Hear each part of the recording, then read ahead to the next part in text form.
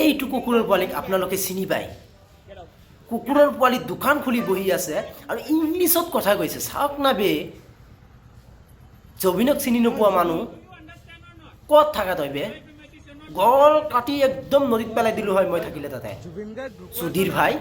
মানুহ চিনি পোৱা নাই অসমত থাকি জবিন দাক চিনি নোপোৱা হে তোক ভালকৈ কথা সুধিছিল যে জবিন দাক চিনি পোৱা না নাই তই কি গজৰি উঠিছিলি ইংলিছত কথা কোৱা বে গল কাটি পেলাই দিলোঁ হয় তাতে মই থাকিলে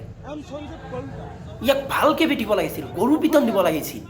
দোকানৰ ভিতৰত সোমাই থৈ জুই লগাই মাৰি পেলাব লাগিছিল ইয়াক জবিন দাক অসন্মানী কৰা হৈছে তই অসন্মানী কৰিছ মই তাতে থাকিলে তোক শেষ কৰি পেলালোঁ হয় একদম তোৰ জীৱন শেষ কৰি পেলালোঁ হয় ভাগ্য ভাল তোৰ ভাল মানুহ পাইছিলোঁ ওচৰত এনেই মনটো বেয়া হৈ আছে এনেই মাইণ্ডটো বেয়া হৈ আছে আজি 2 দিন হয় কামত যাব পৰা নাই খানা খাব পৰা নাই ভালদৰে গোটেই অসমবাসী কান্দি আছে জুবিন দাৰ কাৰণে আৰু তই ইংলিছত কথা কওঁ গজৰি উঠোৱা হে জবিন দাক চিনি নোপোৱা অসমত থাকি দে মই থাকিলে তোক কল কাটি পেলাই দিলোঁ হয়